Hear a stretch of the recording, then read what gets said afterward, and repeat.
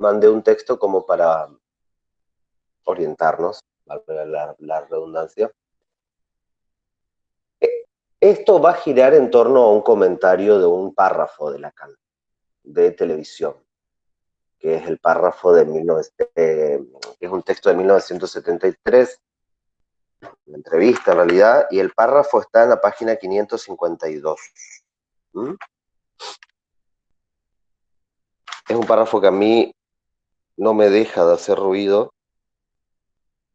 porque me parece que da vueltas, primero la noción de inconsciente y segundo la noción eh, que creo que da una pista clínica muy importante para la época.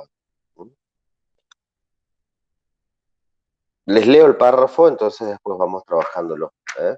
Cualquier pregunta que tengan la pueden poner ahí, después la contesto, el comentario y demás. Bueno, página 551. Él viene hablando de los afectos. Va tomando diferentes autores. Sí, están compartiendo pantalla, ¿eh? Cuidado. No sé si fue... Bueno, sigo. La simple recepción de las pasiones del alma, como Santo Tomás nombra más justamente a estos afectos, la recepción desde Platón de esas pasiones según el cuerpo, cabeza, corazón o incluso, como él dice, sobre corazón, no da testimonio ya del hecho de que para su abordaje se requiera pasar por ese cuerpo del que digo que solo está afectado por la estructura. Que Lacan hace como uno de esos chistes lacanianos que viene hablando del afecto y le vienen criticando esto de que el tipo se subraya mucho la estructura pero se olvida de los afectos, ¿no? En un diálogo que tiene con André Green y demás, Lacan dice el cuerpo está afectado de estructura, digamos. Lo pone todo en un mismo campo. Indicaré por qué extremo se podría dar curso serio a entender aquí como serial a lo que ese efecto prevalece del inconsciente. La tristeza, por ejemplo, la califican de depresión y le dan el alma como soporte. O la tensión psicológica del filósofo Pierre Janet. Pero no es un estado de ánimo, es simplemente una falta moral, como se expresaba Dante o también Spinoza. Un pecado, lo que quiere decir una cobardía moral, que solo se sitúa en última instancia a partir del pensamiento, es decir, a partir del deber de bien decir o de orientarse en el inconsciente en la estructura. Y lo que sigue, por poco que esta cobardía por ser rechazo del inconsciente vaya a la psicosis, es el retorno en lo real de lo que es rechazado del lenguaje, es la excitación maníaca por la cual ese retorno se hace mortal. Bueno, ese es el párrafo. Vamos a ir retomándolo durante toda la clase, el encuentro. Tengo estas muletillas de profesor universitario que son complicados en los asados, digamos, ¿no? Familiares. Bueno, extraigo una fórmula de lectura del célebre párrafo de televisión. Ahí donde hay rechazo a orientarse en el inconsciente, cobardía moral, retorna en lo real la excitación maníaca o el acto suicida melancólico. Lacan invita a este recorrido partiendo del afecto de la tristeza y la vincula íntimamente a una cobardía moral, incluso a un pecado. Es una apuesta, digamos, políticamente incorrecta. Las referencias son Santo Tomás, Spinoza, Dante. Les recomiendo el texto de Rosa López, donde se detiene en el paso de la religión judeocristiana a la poética de Dante. Si lo leen, no lo lean en realidad porque van a ver que todo esto es un plagio en realidad de Rosa López, pero bueno, se los comento. Pero después se los dejo en el chat. Fueron los padres de la iglesia en particular quienes vincularon la tristeza con un pecado, bajo el nombre de la asedía. Asedía deriva del griego kedos, kedía, traducido como ocuparse de. Entonces la asedía sería el pecado de no ocuparse. ¿De qué? Es basta. la bibliografía católica que ubica a la sedía a veces como octavo pecado capital, otras como un vicio o bien como una hija de la pereza. Ustedes saben que en teología están los pecados capitales, que antes eran pensamientos o tentaciones, y de ellas salen como hijas, dice, hijas y viudas del rock and roll, hijas de estas tentaciones, se van desprendiendo, digamos, y hay una diferencia entre pecados capitales, pecados veniales y demás. Todo el infierno de Dante son como secciones para estos pecados o para estas hijas. ¿De qué? Ocuparse de, ¿eh? Entonces la sedía sería no ocuparse de. Es basta la bibliografía católica que ubica la sedía a veces como octavo pecado, otros como un vicio, o bien como una hija de la pereza. Pero también es conocida y extensamente trabajada por los monjes anacoretas, que en sus vidas monásticas se sentían tentados por el demonio del mismo nombre. Dicen las escrituras que el demonio de la sedía atacaba al mediodía, con el cenit del sol, produciendo cansancio, produciendo tedio, desesperanza, tristeza, apatía. Justo en el momento donde se hacía más pesado el forzoso trabajo de ocuparse de Dios. Afectados los anacoretas, sucumbían al demonio que los inhibía y los inmovilizaba, generándose en ellos el alejamiento de sus tareas, deteniéndolos en el sufrimiento y la descreencia. Un glauben.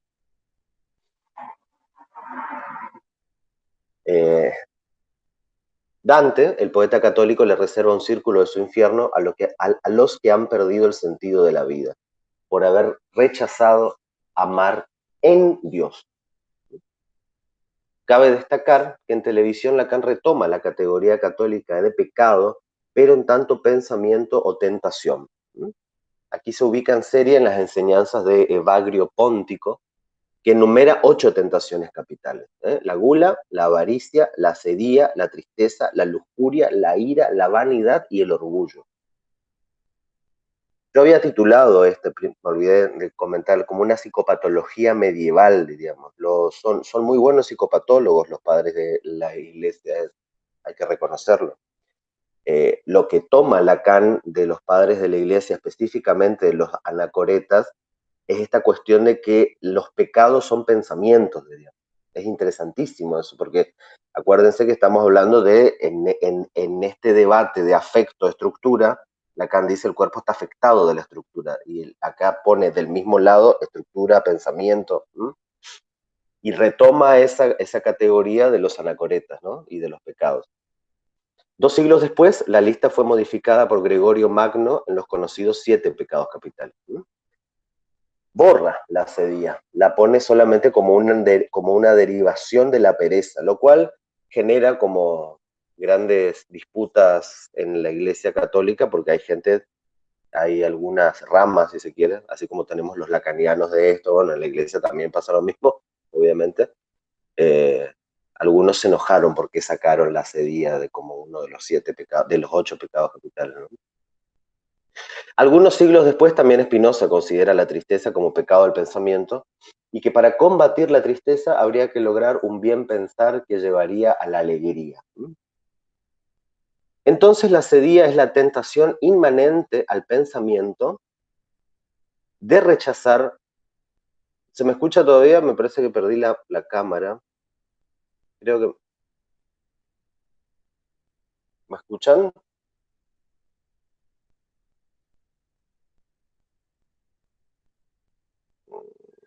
Se te escucha perfecto, Carlos. ¿Se me escucha bien?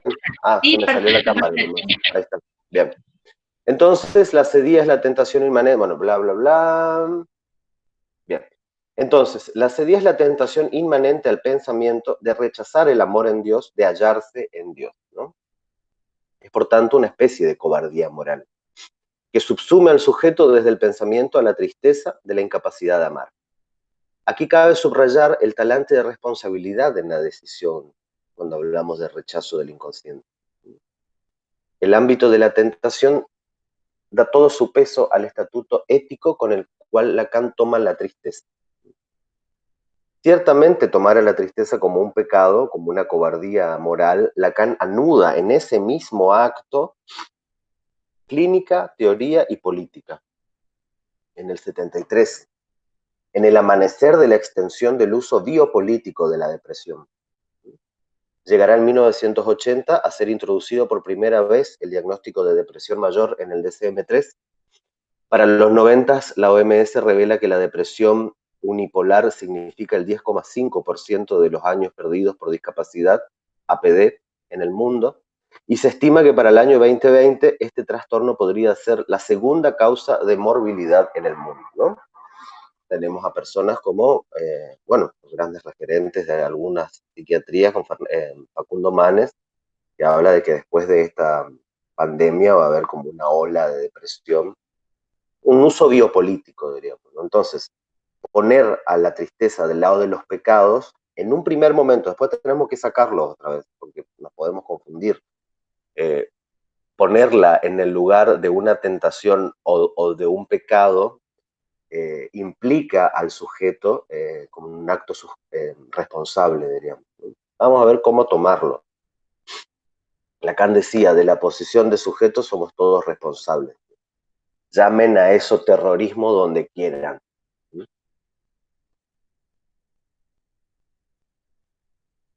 No solo encontramos el movimiento que va de la afección a la ética en nuestro recorte de televisión, sino también subrayo la siguiente orientación. Y lo que sigue, por poco que esta cobardía, por ser rechazo del inconsciente, vaya a la psicosis. Este párrafo me llegó, no sé, hace un año estoy trabajando sobre...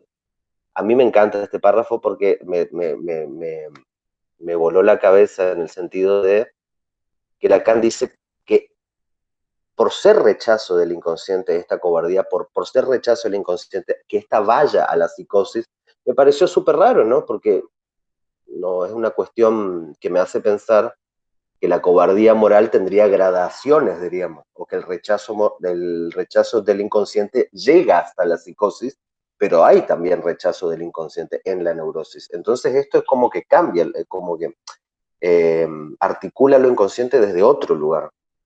Eso me pareció súper interesante, lo busqué en francés, vaya, hay diferentes traducciones.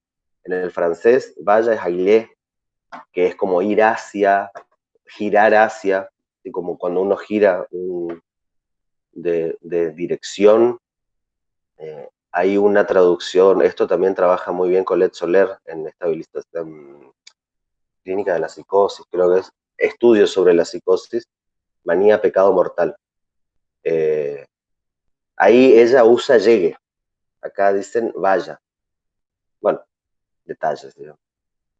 El rechazo del inconsciente, entonces, cobardía moral, es una operación transclínica generalizable como efecto de la época y a su vez particularizable en cualquier caso clínico. Es una pregunta.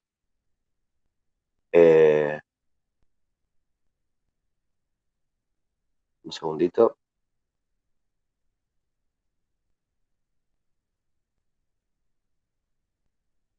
Bien. 2.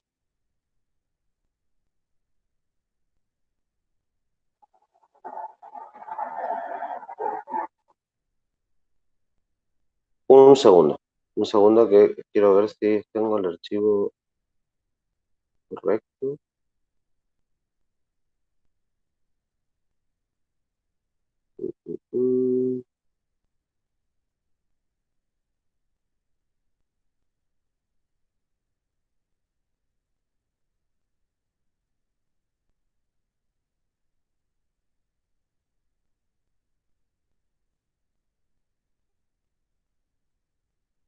Bien.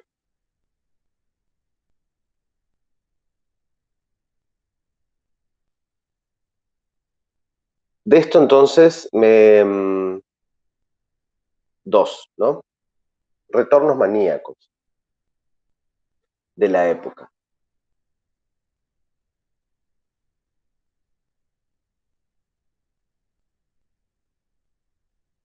Aquí yo tomo un personaje, diríamos, que es Elon Musk. No sé si lo ubican. Elon Musk es el dueño de SpaceX y de Tesla Motors, y la verdad es que es un personaje bastante interesante de escuchar, digamos, ¿no?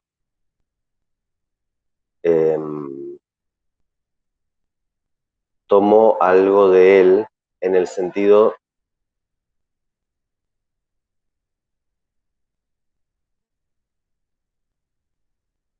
de que Lacan, ¿no?, está diciendo que por más que este rechazo, hay una operatoria en Lacan que es rechazo-retorno, es decir, no hay rechazo que no implique un retorno. Lacan dice que este retorno se vuelve mortal de lo que se rechaza, ¿sí? Y ese retorno se vuelve mortal en la excitación maníaca. Pero si nosotros pensamos a la cobardía moral como algo transclínico, entonces, de alguna manera, uno podría decir que hay retornos en la época, ¿sí? Hay cierto rasgo maníaco en la época, así como hay un rasgo melancoide, diríamos, también en la época. Se ha escrito mucho sobre estos retornos melancólicos de la época. Me parece que están íntimamente ligados con la cobardía moral y están íntimamente ligados con el rechazo del inconsciente, ¿sí? Para ello tomo a este tipo que se llama Elon Musk. Pero antes tomo unas frases de Mark Fisher de su libro Realismo Capitalista. Fíjense lo que dice, ¿no? La estrategia de aceptar lo inconmensurable y lo insensato sin hacer cuestionamientos fue siempre la técnica ejemplar de la sanidad. Y es una estrategia con un rol específico dentro del capitalismo tardío, en el que todo lo que alguna vez fue puede retocarse rápidamente, en el que la construcción y destrucción de ficciones sociales funcionan a la velocidad de la producción y distribución de las mercancías. En estas condiciones de precariedad ontológica, el olvido se convierte en una estrategia de adaptación. No es menor traer a colación el fenómeno del olvido íntimamente emparentado con el avance tecnoliberal. ¿Estaremos ante el mismo proceso de desmemoria que Freud inmortaliza en su libro, en su olvido del nombre Signorelli? No estamos tan seguros de eso. Unas páginas más adelante, y a propósito de la serie de películas y novelas centradas en el personaje de Jason Bourne, dice Fisher: el nomadismo transnacional de Bourne aparece en un estilo cortado y ultra rápido, una especie de antimemoria que vuelca al espectador al vertiginoso presente continuo que, según Jameson, caracteriza la posmodernidad.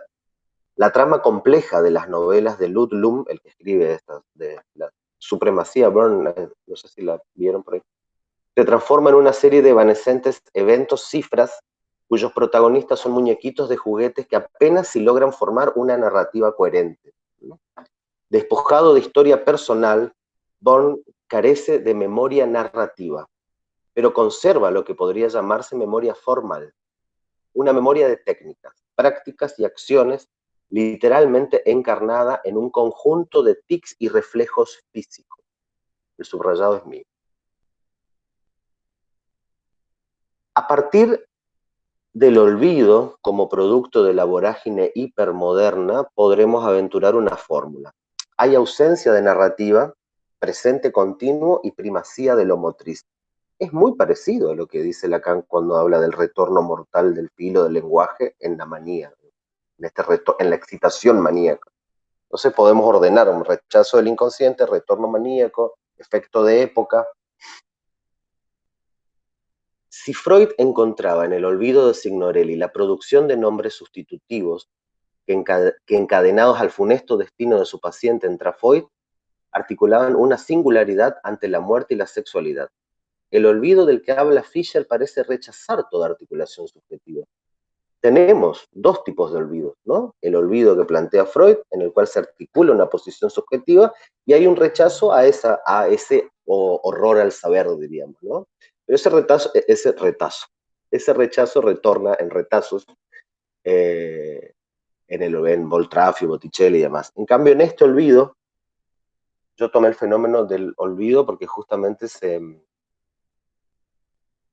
no sé si les pasa, pero en la pandemia y con todo lo virtual, es escuchaba mucho más que personas jóvenes, sufrían de grandes olvidos, dirían. Se olvidaban de una cita, se olvidaban de pagar algo como que empezaba a escuchar también en los consultorios.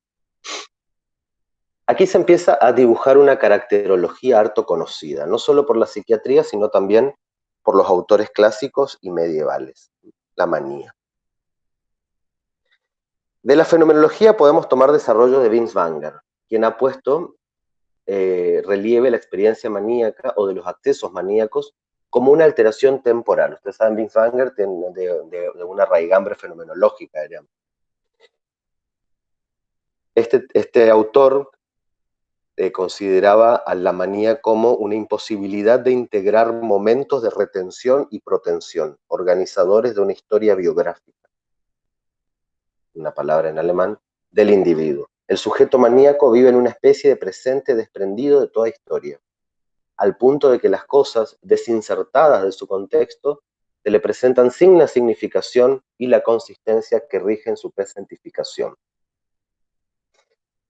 De vuelta, esta cuestión de que en la manía, pero ahora ya del lado de la clínica, vemos esta propensión, si se quiere, al presente continuo, ¿verdad? Y a la imposibilidad de una narración o de un sujeto que surja de una narrativa, mejor dicho. A partir de la segunda tópica freudiana y en su estudio comparativo y continuista de la manía en relación a la melancolía, es ahí donde el sujeto melancólico se identifica con el objeto perdido y su sombra recae en el yo. El sujeto maníaco se libera de la pérdida de objeto y la confusión identificatoria ahora parece ser con la instancia del ideal.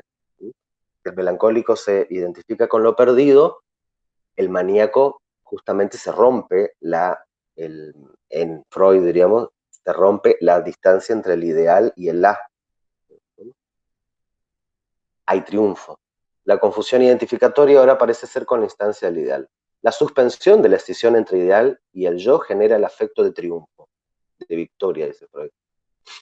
Aquí cabe introducir lo que en Manía, Pecado Mortal, Colette Soler ubica como los desarrollos desprendidos a partir de la fenomenología y de la lectura de la metapsicología.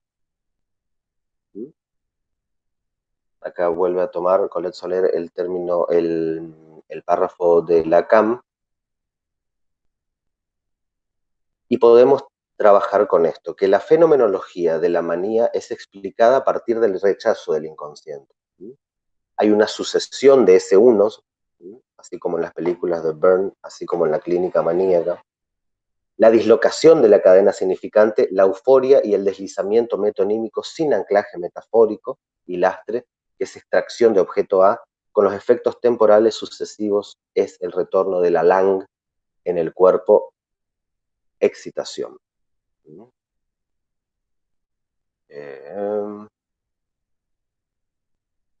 Entonces, a partir de estas fórmulas, continúo.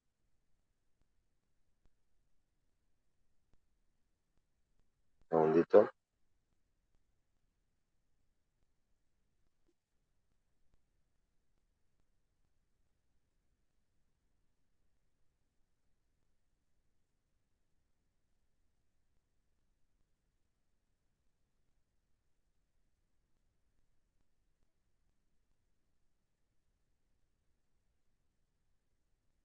Retomando entonces el párrafo de televisión, podemos arriesgar una fenomenología de la manía explicada a partir del rechazo del inconsciente, la sucesión de S1, la dislocación de la cadena significante, la euforia y el deslizamiento metonímico sin anclaje metafórico.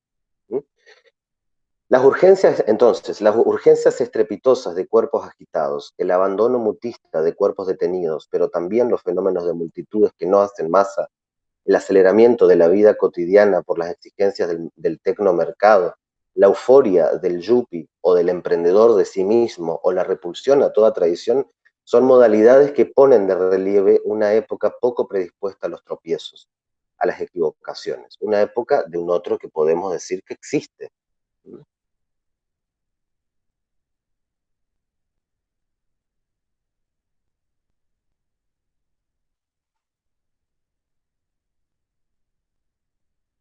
¿Cómo vamos?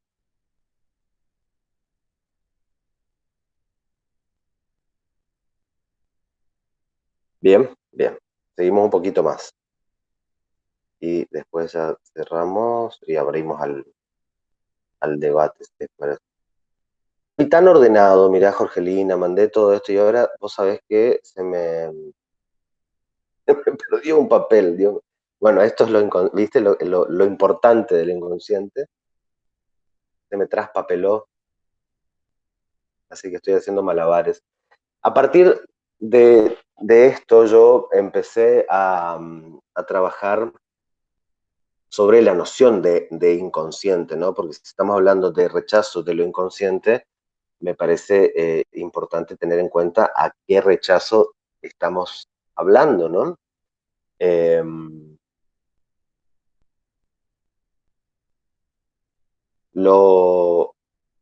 entonces me fui a Freud, ¿no? Obviamente. Ya habíamos hablado de esto, de este inconsciente que Freud descubre como una hipótesis, ¿no? Hay una hipótesis de inconsciente y una hipótesis de sujeto. ¿Sí? A partir de esa hipótesis de sujeto, eh, lo que se abre en Freud es el ejercicio de una sustitución, si se quiere, ¿no? Una sustitución en la cual eso que es, en realidad está comandado por otra cosa. Esa es la hipótesis justificada y necesaria de la que habla Freud. Eh,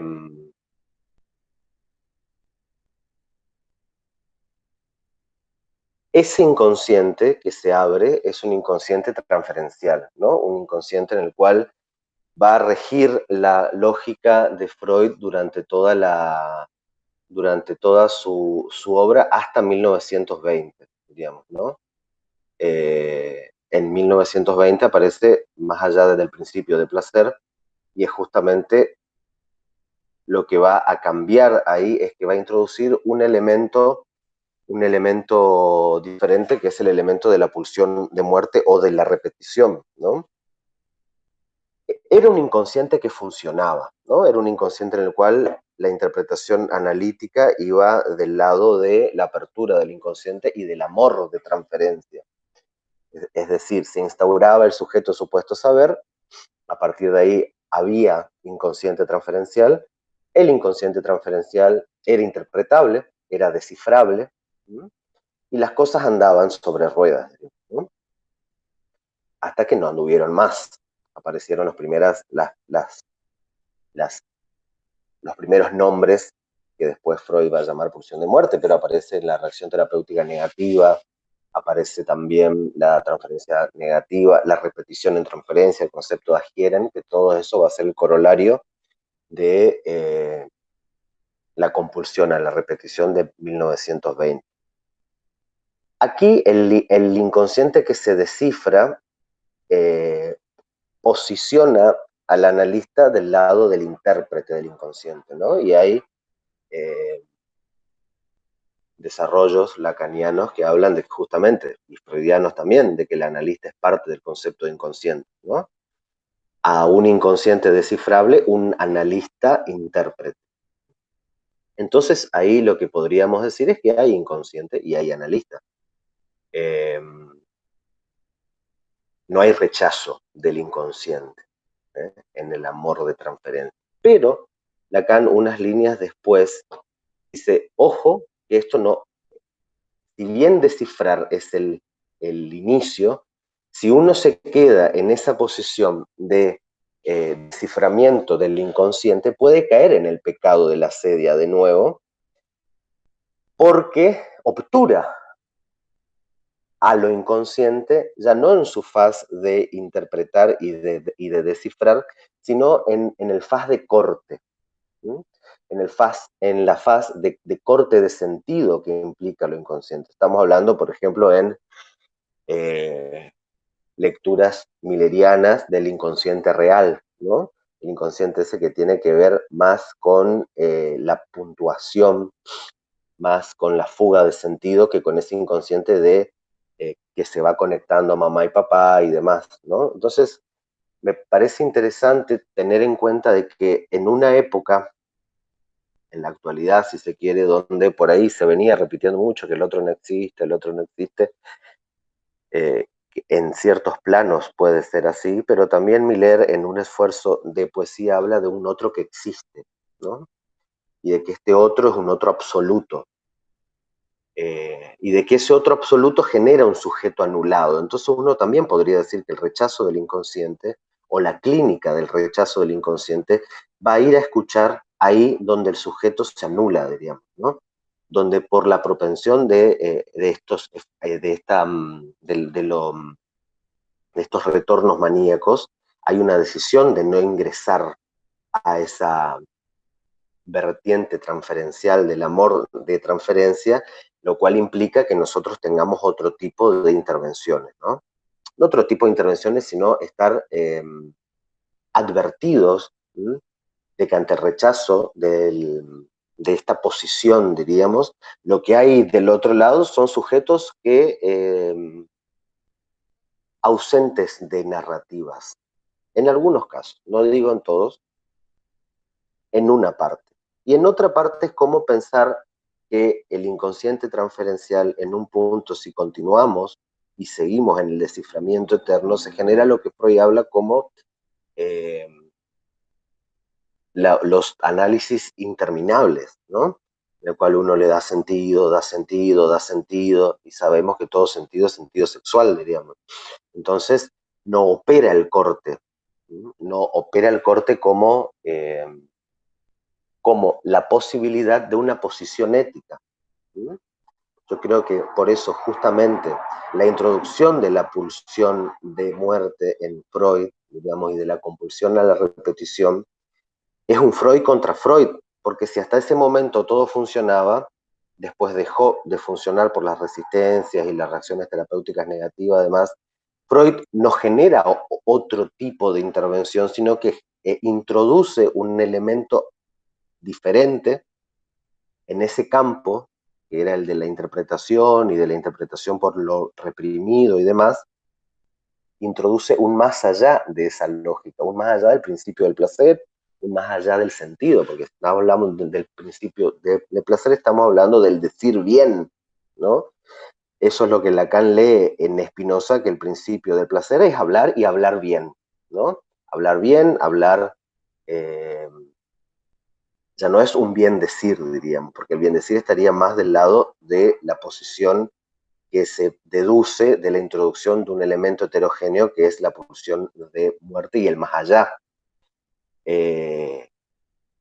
Estar advertidos de esa operación freudiana, que es una operación clínico-ética, nos da la posibilidad de poder tener un diálogo ante el uso biopolítico de la depresión y el uso mercantil de la manía, diríamos. Porque esto genera una hipótesis de lo que yo vengo trabajando, de que justamente estos rasgos maníacos de época son rasgos ideales, ¿no? Son nuevos ideales de las personas. No tener mucho que poder soltar, cada vez poder soltar más, poder desamarrarse de todo vínculo tóxico sin ninguna pregunta por su responsabilidad ahí, diríamos, ¿no? Veo que el sujeto maníaco es como el sujeto apto para este mercado tecnoliberal, ¿no? Si en una época uno podría decir que la neurosis obsesiva y la histeria eran efectos de la época victoriana, me parece que hay algo de la manía y de la melancolía, no estructuralmente, pero acordémonos que Lacan ya habla por más que esta cobardía moral llegue a la psicosis, ¿no? O sea que tenemos esa estructura en la psicosis también, pero hay como un rasgo de época, un rasgo de subjetivación que subjetiva sujetos maníacos, ¿no?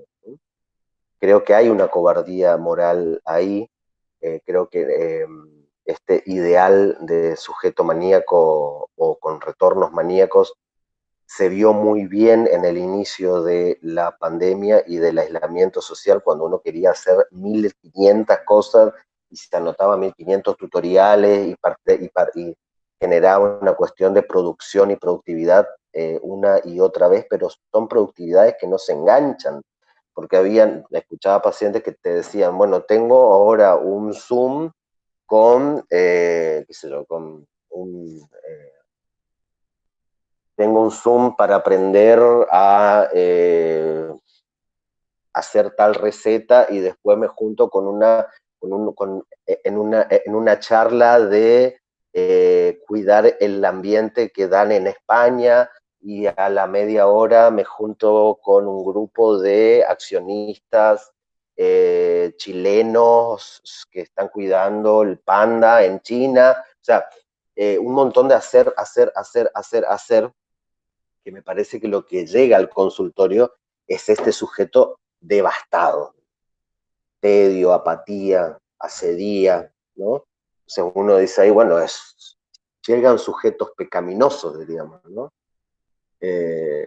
O tomados por el pecado de la cobardía moral, si se quiere. A mí me interesó esto también como para poner de relieve de que uno por ahí repite muchas cosas, esto de que el otro no existe y demás, que bueno, que es una, es un sintagma que la verdad que es muy operativo en la clínica, pero es un sintagma de 1998, del curso del otro que no existe y sus comités de ética. En el 2000, ya en los 2000, Miller introduce esta idea de otro que existe, que a mí me pareció bastante interesante, y habla de los otros absolutos, y que estos otros absolutos piden sacrificio, diríamos. O sea, cuando hablamos de los otros absolutos, hablamos de sujetos sacrificiales. Entonces, toda esta vertiente maníaca, si se quiere, no hay que dejar de escuchar algo del sacrificio, diríamos, y algo del retorno mortal que se juega en los cuerpos, diríamos, de, de estas subjetividades maníacas, ¿no? De estas subjetividades eufóricas. ¿Sí? Qué sé yo, ir un poquito más atrás, tenemos el fenómeno de ¿se acuerdan de la Time Warp allá en Buenos Aires? Las comunidades de las fiestas tecno, ¿no? Eh, Me parece importante entonces trabajar esta cuestión de tomar a esta subjetividad maníaco-melancólica.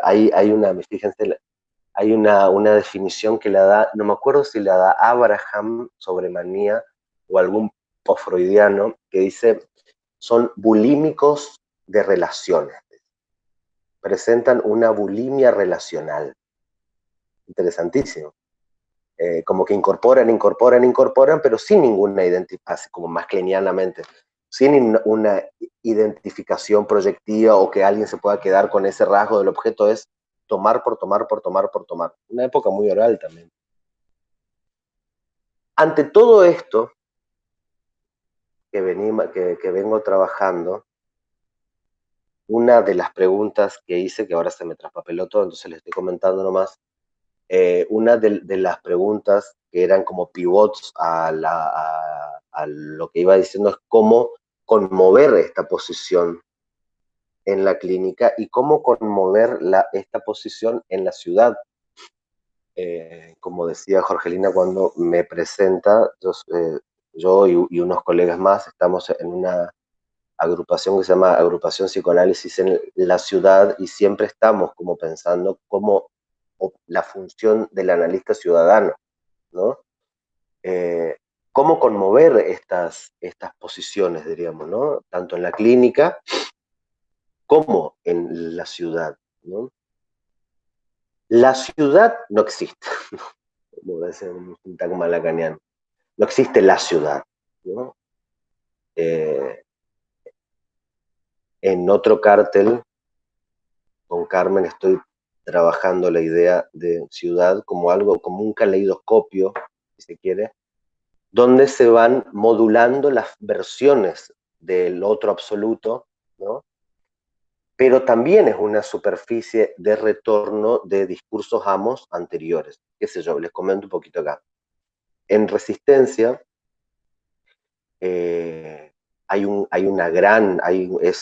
Resistencia es el foco número 1 de contagios y de circulación viral de todo el Nordeste, con una cuarentena y con unas medidas de confinamiento que parecen no poder dar abasto a una cierta imposibilidad de obedecer. Yo primero lo tomaba así, y lo tomaba como con una cuestión muy freudiana en el sentido de por qué obedecemos las leyes y por qué no se obedecen las leyes también, diríamos, ¿no? Porque este confinamiento social era como una ley universal, diríamos. A lo cual acá era como muy difícil de que las personas eh, acaten ese estilo, diríamos, ¿no? Incluso yo tenía pacientes que me decían, hay cultos clandestinos, ¿no? Hay cultos clandestinos donde la gente se juntaba y había grandes tipo, encuentros masivos eh, mediante cultos, diríamos. Entonces empecé a estudiar esta cuestión de los cultos y de la religión. Como verán, me parece muy importante tener un poco de lectura sobre las religiones. Y empecé a trabajar la cuestión de lo sagrado, ¿no? Que lo sagrado, para Lacan, para Miller también en un esfuerzo de poesía, lo sagrado es una forma de hacer con el vacío, ¿no? Que es el vacío estructural, ¿no? De la no relación sexual, de que no hay objeto para la pulsión, ¿no? Eso de lo que estamos todos traumatizados, si se quiere. Lo sagrado genera un tipo de borde y de tratamiento a ese real, digamos. Y en cada ciudad eso va tomando forma, ¿no? No podemos pensar una ciudad sin sus puntos sagrados. Entonces, en la misma superficie donde se van modulando estos otros absolutos de la tecnociencia, del tecnomercado y demás, eso también resiste, diríamos, ¿no? Lo sagrado, lo oracular, el retorno de los discursos religiosos. Aquí fíjense que hay una alianza que a mí me hace pensar mucho, que es en un momento desde el Ministerio de Salud Pública surgió la idea de generar un programa que se llamaba Cristianos a Ayudar, ¿sí? Donde eran feligreses que iban a generar prevención contra el COVID a diferentes barrios, diríamos, ¿no? Es decir, en la ciudad se van superponiendo estos discursos y el analista no puede no estar en la ciudad, ¿no? El analista no puede no hacer existir el psicoanálisis en la ciudad para que uno pueda dialogar sobre esto, ¿no? Para que uno pueda dialogar en el sentido de abrir espacios para poder ironizar sobre eso también, ¿no? Lacan hablaba de que la salida, la salida o una forma de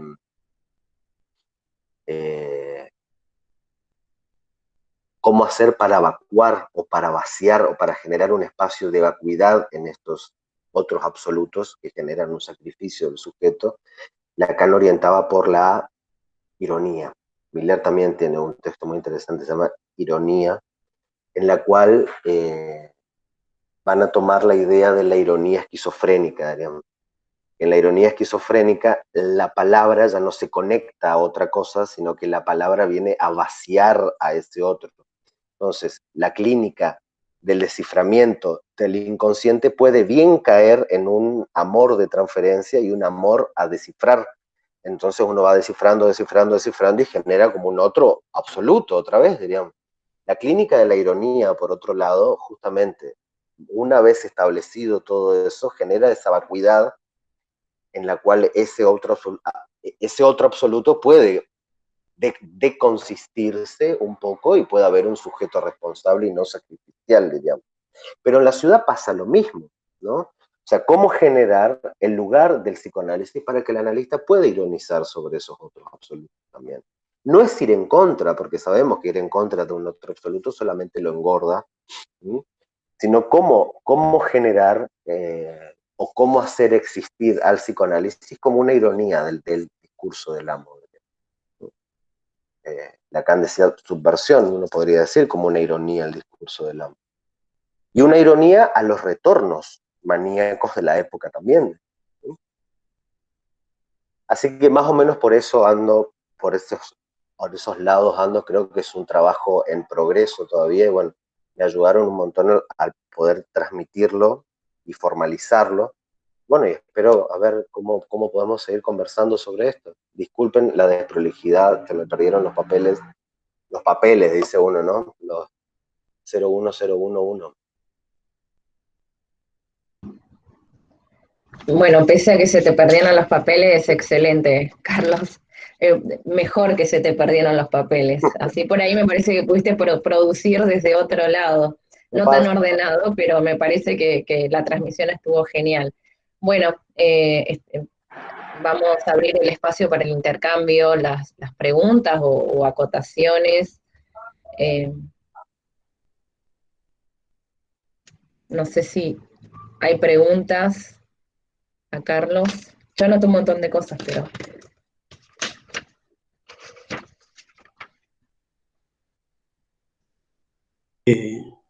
Hola. Hola, José María. En parte para seguir soportando el significante de romper el hielo. Pero sobre todas las cosas, para primero agradecerle a Carlos venir acá y contarnos su trabajo. Un work in process, como dice él. Siempre está bueno escuchar un work in process porque de algún modo uno está escuchando no solo el esfuerzo, sino además por dónde va su pensamiento, ¿no? ¿Qué está haciendo, ¿no? Y bueno, la primera cuestión es que agradecer esa presentación. La segunda cuestión es que yo justo estaba, por mi tarea docente, estaba obligado a volver a leer este texto, Pasiones, no sé si lo ubican, Pasiones Lacanianas, que es un librito que salió hace un año y pico, creo, una cosa así. Que a mí me despertó la curiosidad, porque algo de esto creo yo que vos planteás cuando hablas de la tristeza, etcétera. Bueno, hay una serie de capítulos acá, no sé si vos has tenido oportunidad de leerlo, el texto. A mí me pareció muy pertinente, digo, para hablar de la tristeza, de la manía. Antes agregaba una cuestión que vos en un momento determinado hiciste un breve comentario, muy pequeño, sobre el tema del cansancio o algo así, ¿no? En el análisis. Y yo me quedé muy impactado hoy cuando estaba escuchando el testimonio del Pase. Quería comentártelo también a modo de work in process mío, de que me impactó mucho en el relato que ella, Damasia, hace un comentario de cierto trabajo vacío que duró años en el análisis. Me llamó mucho la atención, y ahora que vos haces hiciste ese pequeño comentario al margen, ¿no?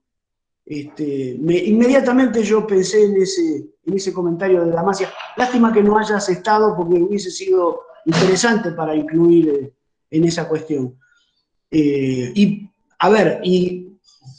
Bueno, hubiese habido una pregunta ahí, concretamente te hubiese hecho la pregunta. Por ahí muy personal para mí, pero me llamó mucho la atención. La cuestión es que en este texto hay una discusión que sale del tema, digo, la primer concepción de Lacan respecto del tema del afecto la conocemos todos, tiene que ver con que está determinada por el significante y bueno, no reviste mayor interés que ese. Pero en este texto plantea la relación entre el afecto y lo real. Es decir, ahí estamos ante la posibilidad de que, así como la angustia, no engaña, otros afectos no engañan.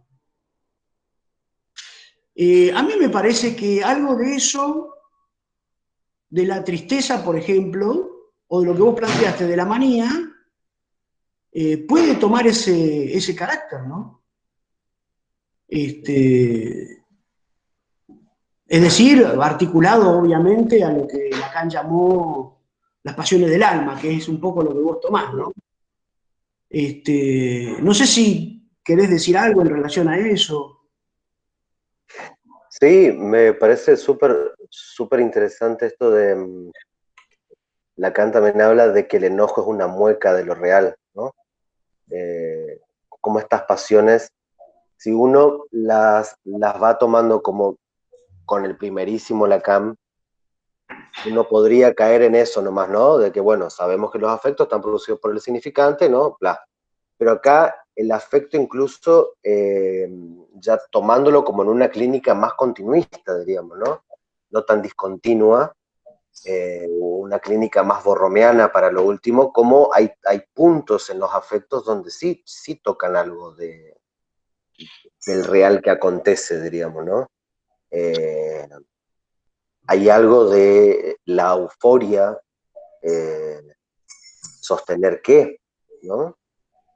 O hay algo del cansancio y del tedio, como decía José María, de que más allá de estar, obviamente, afectados por el significante, me parece que toca algo muy real. El tema es cómo ahí no caer nosotros en esa lógica del, bueno, la causa significante e interpretar, sino justamente ir por el otro lado, diríamos, ¿no? Tal vez por una intervención que dé lugar a ese afecto, así como la intervención que le hacen a la de Gestapo, no sé, es muy conocida esa intervención que hace Lacan sobre Susan, creo que se llama, que es una intervención material, ¿no? No es una intervención que se quede en la línea clásica del desciframiento, sino como un acto, ¿no? En lugar del acto. Pero sí, totalmente. No escuché lo de Damasia, pero bueno, esperemos que en alguna lacaniana lo puedan publicar más Sí, adelante. ¿No? y seguro va a salir, ¿no? Sí. También en este libro hay un comentario de Brodsky de Marita Salgado, donde justamente, digamos, discute el tema de la tristeza y si la tristeza es un rechazo del inconsciente, ¿no? Mm. O no. Lo leo, digo, bueno, por ahí no sé si querés comentar alguna cuestión. En la página 24 dice, Lacan hace de la tristeza una falla moral, un pecado, lo cual lo aleja de toda consideración psicológica. Una relación floja y distendida con el inconsciente, un rechazo más o menos importante al saber. No es rechazo del inconsciente, porque el rechazo del inconsciente como rechazo me parece que lo liga a la melancolía. Es en ese movimiento, ¿no? Entre época y estructura,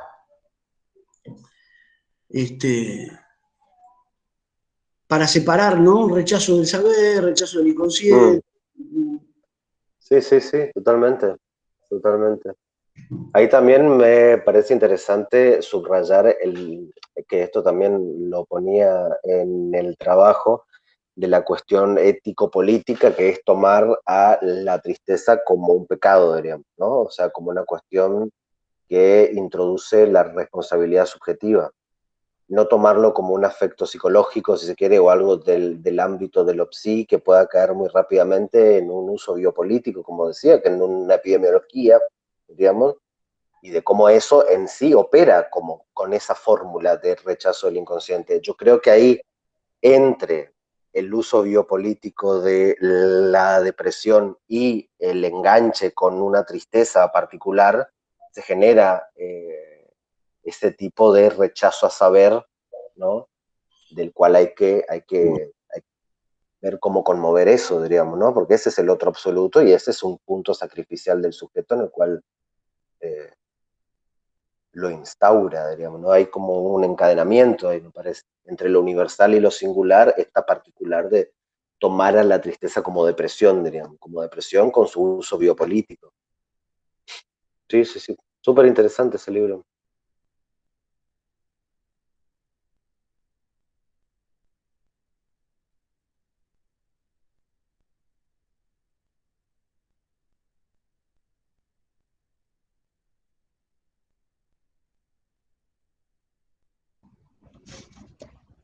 ¿Alguien más tiene algún comentario?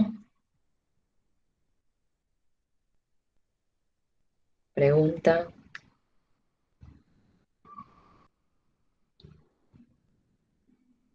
Ahí, Sí, eso está acá paso si quieren, se llama Tristeza.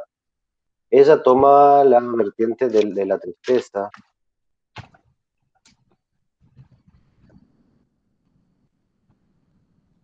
Ahí se lo vos estás pongo. respondiendo la pregunta, el recorrido Sí, que hiciste.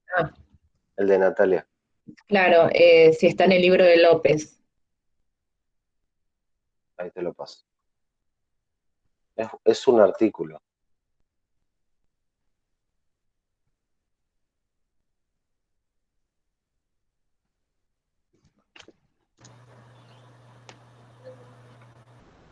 Carlos, buenas tardes. Hola.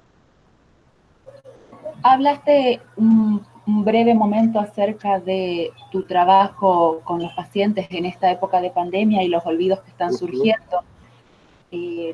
Además de la referencia que hiciste, pienso también en la pérdida de puntos de referencia o de ejes de sostenimiento personal de los pacientes.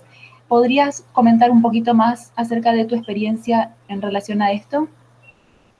Bien. ¿A los olvidos, a la sequía actual? Sí, sí, sí. Bueno, como dividiría al confinamiento como en diferentes momentos, ¿no? Me parece importante tener en cuenta eso de que no es el mismo confinamiento el de octubre que el de marzo, ¿no? Me parece que hay como gradaciones en este confinamiento y diferentes posiciones, y desde lo que se fue escuchando en el consultorio desde el principio hasta ahora, ¿no? Sí, lo que empecé a escuchar era como en un primer momento esta euforia, esta necesidad de hacer cosas, ¿no? Esta necesidad de estar al tanto y incluso también como una lógica numérica como muy fuerte al principio del confinamiento, era todo el tiempo estar en relación al récord de muertos, al récord de contagios, al récord de casos, ¿no? Una cuestión así de bombardear y que todo el tiempo todo el mundo hablaba esta corona lengua, diríamos, ¿no? Entonces, en un momento todo el mundo hablaba en corona lengua y todo el mundo se comprendía, diríamos, ¿no? Había como una absolutización ahí era una cuestión como en la cual todos empezaban a pensar en que estaban traumatizados, diríamos, ¿no? A partir de un cártel y del estudio sobre el trauma, ¿no? Me orienté más hacia el trauma singular, diríamos, ¿no? Ya no este trauma social, ¿no? Pero y cómo el trauma social genera como políticas sociales, ¿no? Bien. Parece importante ahí como diferenciar de que hay muchas personas que en el confinamiento se le ordenaron los patitos, diríamos, ¿no? O pudieron correrse de algunas demandas locas laborales o demás. Me parece como que en el confinamiento encontraron cierto tipo de orden que antes en el afuera no lo podían encontrar, no lo podían establecer. Pero paralelamente a eso, escuchaba como estas fallas cognitivas, diríamos, ¿no? Estas fallas cognitivas como que en un primer momento, cuando uno se las devolvía al paciente, lo primero que describía el paciente era esta cuestión de estar a full todo el tiempo y de que por tanto estar a full se olvidaba de las cosas, ¿no? Y es una posición medio antifreudiana, digamos, porque Freud de alguna manera se olvidó y diría, bueno, esto es por algo, digamos, ¿no? Y bueno, y empezaba como a recorrer, por eso hago ese paralelismo entre el olvido de Signorelli y estos olvidos así que son como mecánicos, porque uno está haciendo algo y se olvida, digamos, me decía un paciente, yo estaba haciendo algo que después me dejé de acordar de lo que estaba haciendo, y era un acto nada más, ¿no? Es una cosa interesante, porque es un olvido, pero con un acto, o sea, no es con un nombre sustitutivo, ¿no? Hay como una continuidad en la conducta, pero como que se desengancha algo de lo subjetivo, o esto, tipo, me pasó la otra vez que entré a la cocina y no sabía qué quería, digamos. Que son nimiedades, diríamos, ¿no? Pero que a la luz de estas cuestiones, decir que estar a full todo el tiempo, en un punto es como que el cuerpo va andando, ese cuerpo, no el cuerpo de la conducta, se desengancha un poco de un sujeto con una narrativa, diríamos. Entonces queda como una cuestión así que es como difícil posicionarla como una equivocación para que se abra el inconsciente. Parece que las intervenciones tienen que ser como, bueno, ahí tuvo que haber pasado algo. Yo le digo, no puede no haber pasado nada, usted no tiene un problema neurológico, algo pasó, no podemos dejarlo pasar, diríamos, a eso, ¿no? Me parece como que va a esa vertiente de instaurar un sujeto ahí donde son cuestiones como casi técnicas, diríamos, ¿no? Claro, exactamente, como cómo introducir la idea de acto fallido hoy, sería la pregunta, en una época donde, bueno, tan poco propensa a las equivocaciones, digamos, ¿no? Y tan poco propensa a las fallas, ¿no? Parece eso, cómo introducir al inconsciente. La gran pregunta es, para mí en este texto, es cómo introducir el inconsciente, ¿no? O sea, cómo uno introduce el inconsciente en sujetos por ahí que están no están desabonados del inconsciente, pero están en una posición de rechazo al saber, como decía José María. Entonces esa relación con el saber es una relación técnica. Por eso tomo a eso, al psicoanálisis y a lo sagrado, porque lo sagrado tiene otra relación con el saber. En cambio el saber, estos espacios que hacen ustedes también son intervenciones en la ciudad para generar otro tipo de saber, porque a mí no me van a dar un certificado y usted no creo, se pueden llevar alguna frase mía, está bien, me pongo muy contento, pero nadie va a tener un certificado después de que escucharon a Carlos Trujillo, que nadie lo conoce, diríamos, ni esto va a valer para que presenten en un ¿se entiende? O sea, en realidad esto no sirve para nada, y por eso sirve, diríamos, por eso tenemos que seguir haciéndolo, diríamos, ¿no? Por eso acepté con tantas ganas, porque me parece interesante que en una época donde la relación con el saber que tenemos nos la dan las tecnicaturas y las maestrías, viste que uno sale del preescolar y ya pasa al jardín de infante, y del jardín de infante pasa a la primaria, y de la primaria pasa a la secundaria, y de la secundaria pasa a la facultad, a la maestría, al doctorado y a la tumba, diríamos. Ese es el camino, ¿no? Un camino lleno de papeles, así que celebro también que se me hayan traspapelado los papeles, sirve por añadidura, claro. Pero hay algo de eso, ¿no? En la cual la relación con el saber en el hombre moderno es una relación técnica, diríamos, ¿no? Es lo que dice Heidegger, lo que habla de la letía, de las letosas, el seminario 17, ahí tenemos otra vertiente larguísima de bibliografía muy interesante. Pero les recomiendo una entrevista que le hacen a Mujica, en una revista que se llama Mutaciones del Sujeto Contemporáneo, y este tipo, Mujica, sacerdote, dice, el hombre moderno ha perdido la noción de lo sagrado. Como que en la hipermodernidad se pierde la idea de lo sagrado, que lo sagrado es una forma de hacer con el vacío, ¿no? Con el vacío estructural del malentendido estructural, digamos, ¿no? Como en lo sagrado hay otra forma, que no es la forma técnica, digamos, ¿no? Es otra forma que pone al sujeto en otro lado. Diríamos que el síntoma tiene algo sagrado para el sujeto, ¿no? Lacan, cuando habla de symptôme, uno de las homofonías es saint homme, diríamos, ¿no? el hombre santo. Es interesante eso para pensar. Natalia dice, cuando hablas de pecados medievales te referías en específico al uso biopolítico de mirada desarrollada del afecto en que medía la generación de... Claro, bueno, justamente, me parece que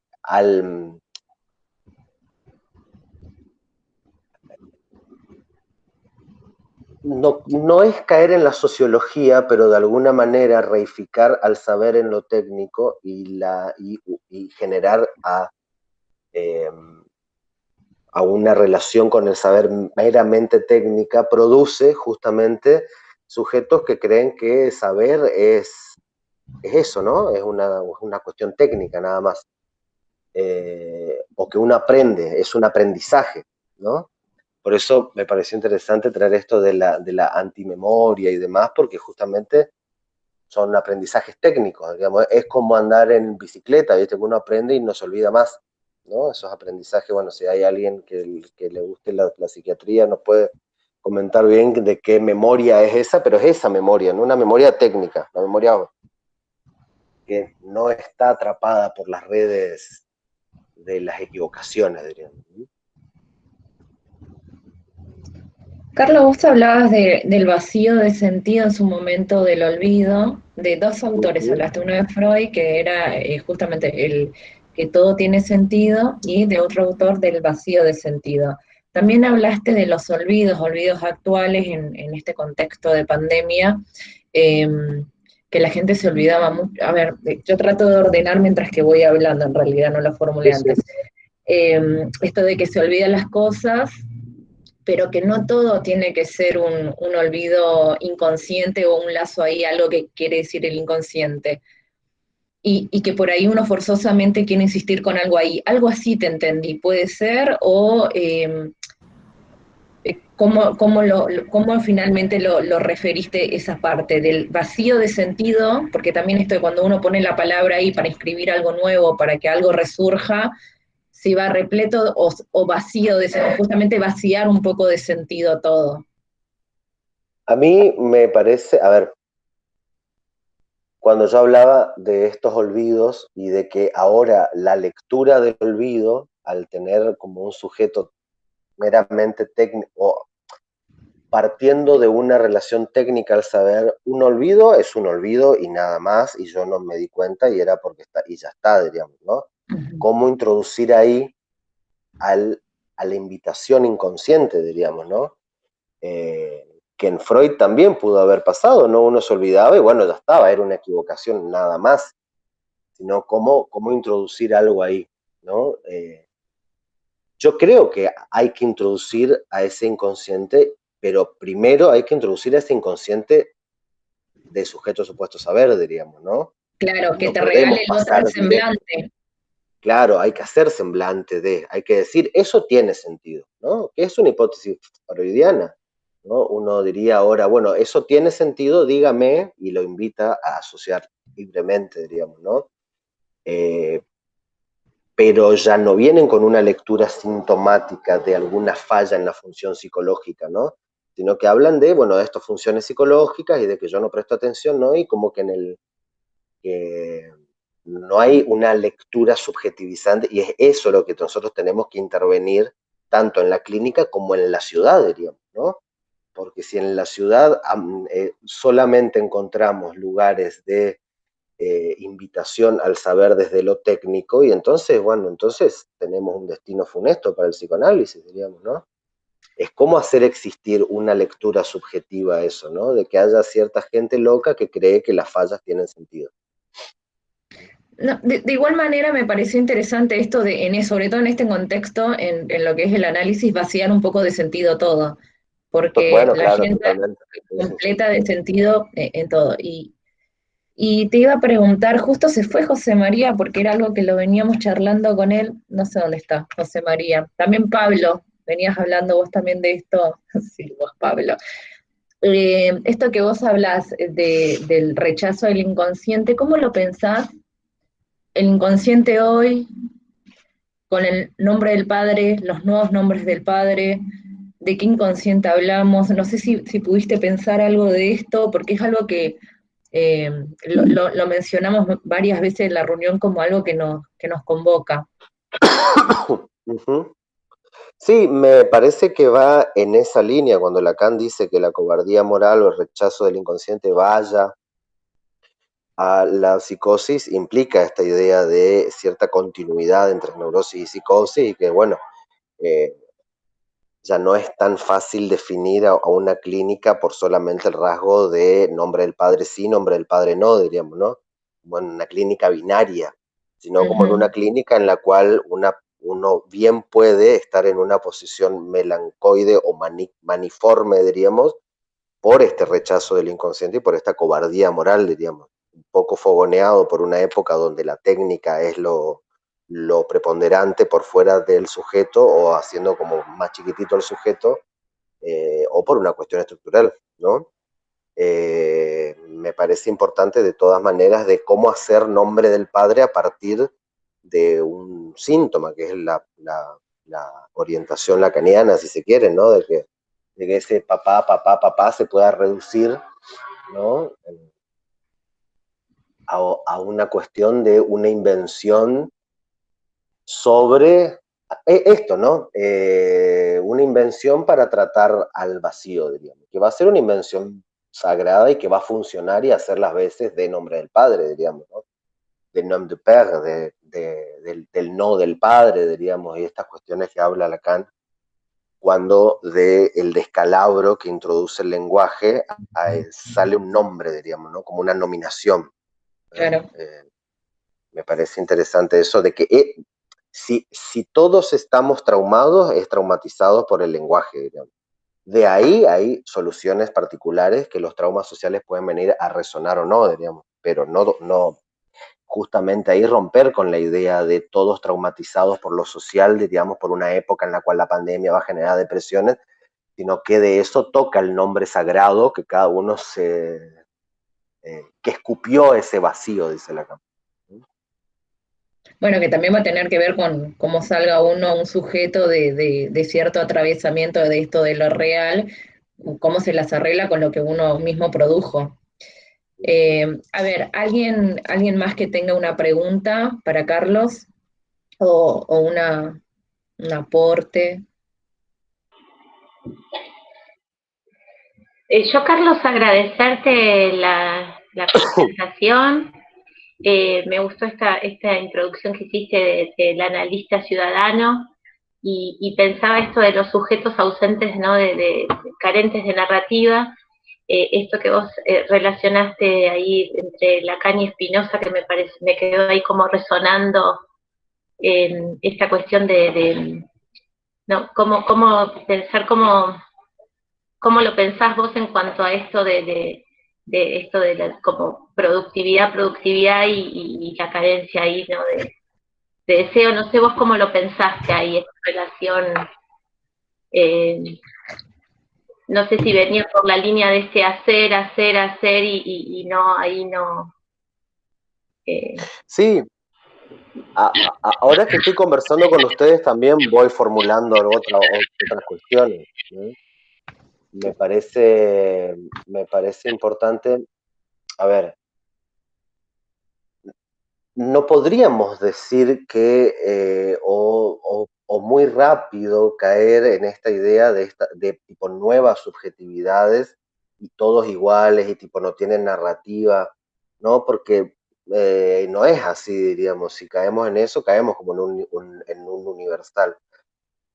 Me parece de todas maneras de que Freud introduce al inconsciente en lo más niño y yo creo que hay que volver a escuchar lo más niño o lo más o lo más cotidiano, diríamos, ¿no? Esta clínica de los detalles, pero escucharlo ahí, ¿no?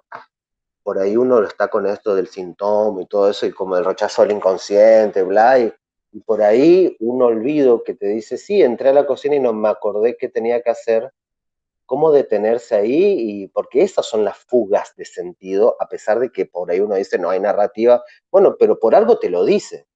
O sea, retomar también eso de que en el análisis dice eso. ¿no? Y decir tipo, bueno, pero por algo usted me está diciendo esto. Y acá usted sabe que las equivocaciones, usted paga para que signifiquen. Así que vamos a hacerlas significar, ¿no? Vamos a darle sentido a eso. Sentido en el sentido de que vamos a darle una creencia de sentido, diríamos, no darle sentido. Vamos a darle Glauben, diría Freud, ¿no? Una creencia de otra cosa. Me parece que esa es cómo introducir esa posición, que fue la misma posición que tomó Freud cuando dijo, che, los olvidos tal vez tengan que ver con algo, ¿no?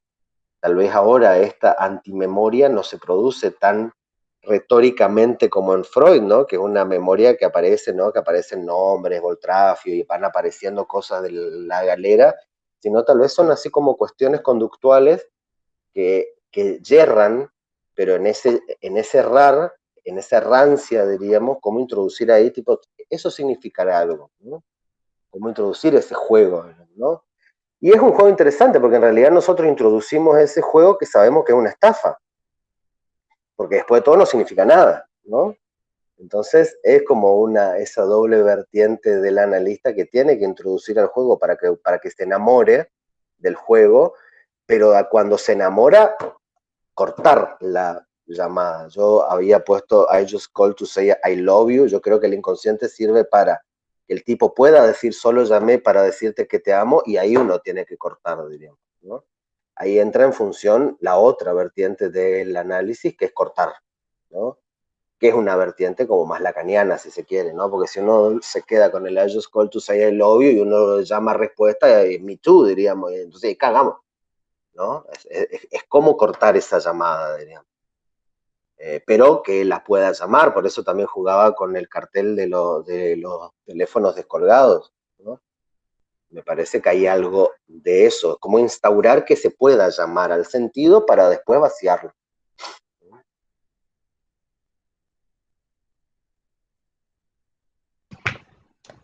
Y que quede algo ahí por decir también, cortar y claro. que quede ahí algo ahí pendiente. Ahora resignifiqué el cartel. Lo pensaste todo, Carlos, no te quedó cabo suelto. Lo vengo pensando hace 2 años, así que... Qué placer. Bien, ¿sabes qué también? Esto a ver, ¿cómo lo pensás vos? Porque vi que lo dijiste como 3 veces, esto lo del espacio, promover espacio. A ver, ¿cómo lo pensás vos? Yo estoy como que estamos entre amigos. Sí, pero estamos. Y yo creo que hay que hacer existir el psicoanálisis en la ciudad por fuera de los discursos, por fuera de los discursos técnicos universitarios, diríamos, ¿no? Dialogar con el arte, dialogar con las religiones. Acá, no sé, el año que viene, ojalá que podamos hacer una conversación con gente de las religiones, me parece súper importante. Porque es ofrecer a la ciudad otra manera de leer esos vacíos, diríamos, ¿no? Esos vacíos de sentidos. Esos, Lacan, Miller y Laurent, en el libro Psicosis Ordinarias, habla del fuit del sentido, que me pareció genial. Es como un fuit del sentido, como que se va el sentido, ¿no? Y que eso no quede leído biopolíticamente tan rápido por una epidemiología de la depresión, por una epidemiología de la neurociencia, ¿no? Por una epidemiología técnica, en la cual va a decir esto, ¿no? De que en realidad eso es un signo de algo más, pero es un signo para, ¿no? Y ya para seguir. Claro, para el DCM, qué sé yo, bla. Me parece que hacer existir el psicoanálisis no es ir a hablar del falo en un bar, ¿no? O no es tipo de decir, bueno, la lógica fálica, no. Es justamente generar las condiciones de posibilidad para que alguien se analice. Bien. ¿Hace cuánto tenés el espacio? ¿Hace cuánto lo fundaste? Hace 2 años estamos con María José Roca y con Damián Leikis y unos chicos más, Osvaldo está acá. Anteriormente nos formábamos en el IOM, pero siempre dentro de la orientación lacaniana. ¿El árbol sigue estando? El árbol sigue estando en Corrientes. ¿Alguna pregunta más a Carlos?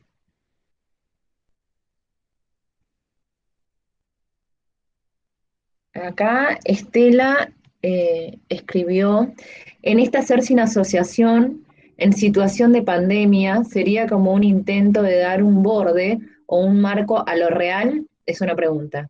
¿Y esos olvidos podrían dar una suerte de corte? Claro, bueno, puede ser, puede ser. Me parece bueno que como analista uno pueda operar así, decir, epa, bueno, en este tiempo de continuum, que haya algo que se olvide en ese sentido, me parece importante que nosotros tengamos esa hipótesis para introducirla. Yo creo que ahí esa hipótesis surge primero en nosotros y es cómo generarla para que a partir de ahí esa persona pueda conectarla con otra cosa y bueno, y de ahí ya hace su camino solo, pero me parece importante que eso no lo pongamos del lado del analizante o del paciente, sino de nuestro lado, digamos, ¿no?